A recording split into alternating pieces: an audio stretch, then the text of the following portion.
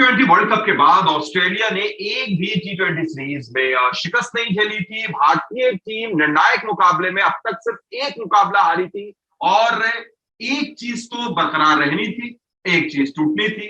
यह हुआ यही कि ऑस्ट्रेलिया का विजय रथ T20 वर्ल्ड कप के बाद पहली सीरीज के जीत का खत्म हुआ। भारत ने जीत के साथ श्रृंखला अपने नाम कर ली है। स्वागत है आपका ESPN cricket for T20 time out Hindi में, और इस पर बात करने के लिए हमारे साथ मौजूद है पूर्व भारतीय टेस्ट क्रिकेटर वसीम शाह। स्वागत है वसीम आपका। थैंक यू सही। वसीम, आपने प्रीव्यू शो में कहा था हमारे साथ कि काफी कड़ी टक्कर, कांटे की टक्कर होगी और कहना मुश्किल होगा। बिल्कुल वैसा ही दिखा। जबरदस्त मुकाबला। एक गेम पहले भारत ने जीत दर्ज की और कमाल की वो साझेदारी विराट कोहली, सूर्य कुमार यादव। ऐसा लगता है कि इन दोनों ने एकदम आसान बना दिया था एक वक्त मैच को। जी हाँ, बहुत कड़ा मुकाबला हुआ जैसे हम एक्सपेक्ट कर रहे थे।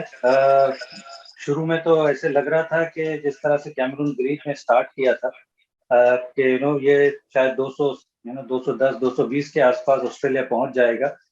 लेकिन उसके बाद में भारत ने अच्छा कमबैक किया, कुछ विकेट बीच में ली और उसके बाद में जिस तरह से टिम डेविड ने खेला, वरना ऐसे लग रहा था कि शायद 150-60 पे शायद सिमट जाएगी ऑस्ट्रेलिया। लेकिन वो डैनियल सैम्स और टिम डेविड की पार्टनरशिप ने उनको 180 प्लस बनाने के लिए, जो कि मुझे लगता है कि बहुत अच्छा स्कोर था। और उसके बाद में भारत ने खास करके जिस तरह से चेस किया, जिस तरह से विराट कोहली ने बैटिंग की, जिस तरह से सूर्य कुमार यादव, हम तो मतलब उनको बार बार देखते आ रहे हैं कि वो जिस तरह से वो पारी खेल रहे हैं, वो चकित कर देते हैं सभी को। जिस तरह के शॉट्स लगाते हैं, क्योंकि मुझे लगता है कि वो एक तरह से शो स्टॉपर बन जाते हैं जब वो ऐसे खेलते हैं, तो बाकी सब एक स्पेक्टेटर हो जाते हैं। तो आउटस्टैंडिंग नॉक, मुझे लगता है कि वो बहुत ही डिफाइनिंग नॉक था ये मैच जीतने में। उनका नॉक अगर नहीं होता तो चीजें थोड़ी मुश्किल हो सकती थी। लेकिन सूर्य कुमार यादव और वो विराट कोहली की partnership was a game changing one. और थोड़ा टाइट हो गया था, लेकिन अंत भला, जैसे आपने कहा, अंत भला तो सब भला। बिल्कुल ओवर द लाइन, और कई बार गेंद को भी ओवर द लाइन पहुंचाया। जिस अंदाज में सूर्य कुमार यादव ने एक कवर के ऊपर से शॉट खेला, एक मिनी हेलीकॉप्टर नजर आया, दिल खुश कर दिया सूर्य कुमार ने, जैसा आपने पहले भी कहा वसीम। लेकिन अगर बात पे कहां पर मुकाबला फंसा ऑस्ट्रेलिया के लिए, उसकी तरफ देखें तो एक आंकड़ा बड़ा जबरदस्त है। पावर प्ले में ऑस्ट्रेलिया 66 रन बनाता है 11 की रन रेट के साथ, लेकिन उसके बाद 7 से 15 ओवर जो मिडिल ओवर्स था, वहां पर सिर्फ 57 रन आते हैं, 4 विकेट गिरती है और आखिर में फिर 63 रन और 1 विकेट। तो क्या ये मिडिल ओवर का फेज अक्षर पटेल, युजवेंद्र चहल, इन दोनों ने शिकंजा कस दिया? जी हाँ, खास करके अक्षर पटेल ने जो 2 विकेटें ली उस ओवर में, और बीच में युजवेंद्र चहल ने आज आके जिस तरह से बॉलिंग की, हम लोग उनकी निंदा कर रहे थे इससे पहले कि वो दिखाई नहीं दे रहे हैं जो हम युजवेंद्र चहल से चाहते हैं। आज जैसे लगा कि उनके हाथ से गेंद बड़ी अच्छी छूट रही है, वो रेवोल्यूशन दिखा, वो गूगली दिखी।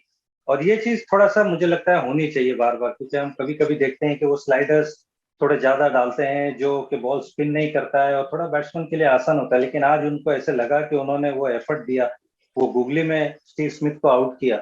तो बिल्कुल वो 7 से 15 का जो खेल था, मुझे लगता है कि इंडिया ने वहां बहुत बढ़िया कमबैक किया, 4 विकेटें वहां पे ली। और यही जनरली होता है कि T20 में अगर आप वो बीच के फेज में अगर विकेटें लेते हो तो आप कहीं ना कहीं ब्रेक लगाते हो सामने वाली टीम को। लेकिन अगर वहां अगर विकेटें नहीं गिरती तो हम यहाँ पर 210 या 220 भी चेस कर सकते थे। तो बहुत बढ़िया गेंदबाजी की वो मिडिल ओवर्स।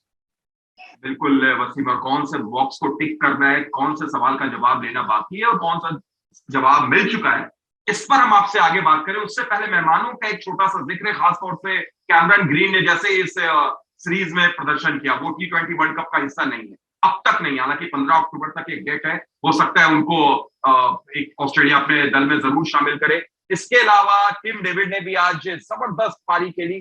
क्या इंपॉर्टेंट रहा ऑस्ट्रेलिया के लिए सीरीज में?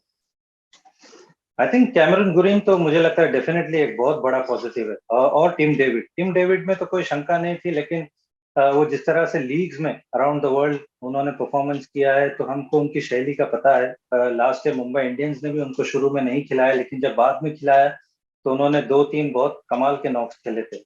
और आज भी हमको वही देखने मिला। तो मुझे लगता है ये दो बहुत बड़े पॉजिटिव है मुझे। और मैं थोड़ा सा सरप्राइज हूँ कि कैमरन ग्रीन जैसा प्लेयर उनके स्क्वाड में नहीं है। और मैंने शुरू में भी कहा था कि एरन फिंच ने उनसे ओपन करा के कहीं ना कहीं अपने पैर पे कुल्हाड़ी ना मारी हो।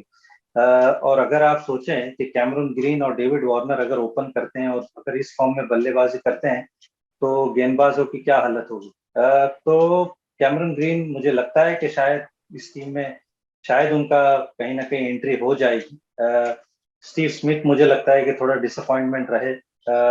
अगर मार्कस स्टोइनिस वापस आते हैं, मिचेल मार्श पता नहीं कितने वो चोटिल हैं, तो अगर वो वापस आ जाते हैं, डेविड वार्नर वापस आ जाते हैं, मिचेल स्टार्क आ जाते हैं, तो ये टीम डेफिनेटली मुझे लगता है कि वर्ल्ड कप में अपना क्राउन रिटेन करने के लिए प्रबल दावेदार है, इसमें कोई शक नहीं है। ऑस्ट्रेलिया खास करके अपनी होम कंडीशंस पे खेलेगी, तो दे आर डेफिनेटली फेवरेट्स मेरे हिसाब से। बिल्कुल। और ऑस्ट्रेलिया को अभी इंग्लैंड और वेस्ट इंडीज के खिलाफ भी घरेलू श्रृंखला खेलनी है वर्ल्ड कप से पहले। लेकिन अगर भारत की बात करें वसीम, तो मिशन मेलबर्न से टीम इंडिया कितने दूर, कितने पास, कौन से ऐसे बॉक्सेस हैं जो कुछ देर पहले आप बोल भी रहे थे कि उसे भी टिक करना भी बाकी है, और क्या सबसे बड़ा पॉजिटिव रहा? इससे पहले कि आप बोले, क्या ये मैं मानूं कि अक्षर पटेल सबसे बड़े पॉजिटिव के तौर पर इस सीरीज में टीम इंडिया के लिए रहे, और अभी भी जो सवाल है वो हर्षल पटेल पर है? बिल्कुल, मुझे लगता है बैटिंग तो डेफिनेटली पॉजिटिव है, इसमें कोई डाउट नहीं। और अक्षर पटेल बैटिंग के अलावा मुझे लगता है ये एक पॉजिटिव है, क्योंकि अगर आप देखें तो जो भारत के जो टॉप 4 या 5 प्लेयर्स हैं, उन सब ने इम्पैक्टफुल नॉक खेले, चाहे वो रोहित हो, केएल हो, विराट हो, सूर्य कुमार यादव हो, इवन हार्दिक पांड्या ने मैच विनिंग नॉक खेला, परफॉर्मेंस किया है।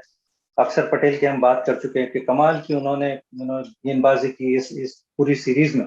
वो रविंद्र जडेजा को मैंने जैसे कहा था कि वो हम इतना मिस नहीं करेंगे एज अ बॉलर, खास करके वो पावर प्ले में जिस तरह से उन्होंने गेंदबाजी की है, विकेटें चटकाई हैं, तो ये डेफिनेटली मुझे लगता है पॉजिटिव है।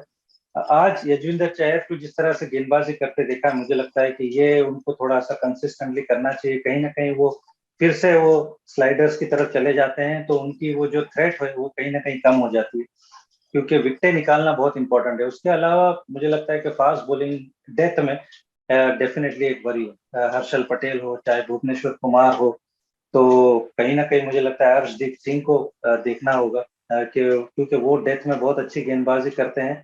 और अगर इस टीम की अगर मैं वीकनेस की बात करूं, तो मुझे लगता है कि डेथ ओवर्स है। आज भी अगर हम देखें कि जिस तरह से हमने रन दिए, उनके 6 विकेटें 117 पे गिर चुकी थी, और उसके बाद में उन्होंने 180 प्लस रन बनाए, तो कहीं ना कहीं डेथ में हमने फिर से उतनी अच्छी गेंदबाजी नहीं की। तो मैं भी अर्शदीप की तरफ देखना शायद होगा अगली सीरीज में।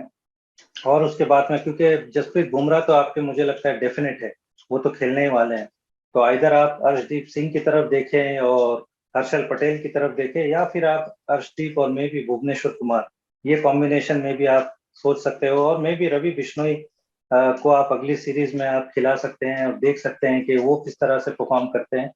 तो ये मुझे लगता है नेक्स्ट सीरीज में मे भी इंडिया का ये टारगेट होगा कि ये 2 बॉक्सेस इंडिया और बेटर टिक करे। की बात को थोड़ा सा आगे बढ़ाते हुए आखिरी पॉइंट वसीम, कि क्या जैसे आपने कहा कि भुवनेश्वर कुमार को थोड़ा सा देखना होगा, हालांकि भुवनेश्वर कुमार आने वाली सीरीज में यानी दक्षिण अफ्रीका के खिलाफ वो नहीं है, वो नहीं खेल रहे, मोहम्मद शमी स्क्वाड में है, तो क्या शमी पर नजर रहेगी? हालांकि शमी वर्ल्ड कप में रिजर्व खिलाड़ी है, लेकिन फिर भी अगर अच्छा प्रदर्शन करते हैं तो क्या एक बेहतरीन और दिलचस्प मुकाबला भुवनेश्वर और शमी के बीच हो सकता है? मैं भी हो सकता है, क्योंकि हम जानते हैं कि मोहम्मद शमी के पास वो थोड़ी एक्स्ट्रा गति है कंपेयर टू भुवनेश्वर कुमार। और जब आप 140 के आसपास गेंदबाजी करते हो, तो बैट्समैन को हमेशा वो सोचता है कि वो किस तरह के शॉट्स खेले। अगर आपके पास ज्यादा गति नहीं है, तो उसके अंदर वो डर नहीं होता है। तो मोहम्मद शमी हमको पता है कि पावर प्ले में आपको विकेट निकाल के देते हैं, और उन्होंने ये काम आईपीएल में किया है, इंटरनेशनल मैचेस में किया है। और अगर डेथ में एक और डालना होगा, तो शामी इतना बुरा ऑप्शन नहीं है। तो डेफिनेटली मुझे लगता है कि शामी को अगर अगली सीरीज खिलाई जाए, तो हमको शायद थोड़ा बेहतर पता चलेगा कि वो क्या कैसा करते हैं। और अगेन जैसे मैंने कहा, अर्शदीप सिंह है, अर्शदीप सिंह बहुत बढ़िया डेथ में बॉलिंग करते हैं। और रवि बिश्नोई को मैं थोड़ा चाहूंगा कि वो उनको थोड़ा सा एक्सटेंडेड मौका दे, ना कि उनको सिर्फ एक मैच दें, या फिर ऐसा है कि जब कोई किसी को रेस्ट दिया जाए, थोड़ा एक्सटेंडेड अगर उनको मौका मिलेगा, तो शायद हमको थोड़ा बेहतर समझ में आएगा कि वो किस तरह से प्रेशर हैंडल करते हैं। चलिए, तो फिलहाल भारत ने ऑस्ट्रेलिया को हराते हुए इस सीरीज पर कब्जा जमा लिया है, और वसीम एक बार फिर आपसे साउथ अफ्रीका सीरीज में जरूर मुलाकात होगी। आज के लिए इतना ही, और आपके सटीक विश्लेषण के लिए बहुत बहुत शुक्रिया आपका।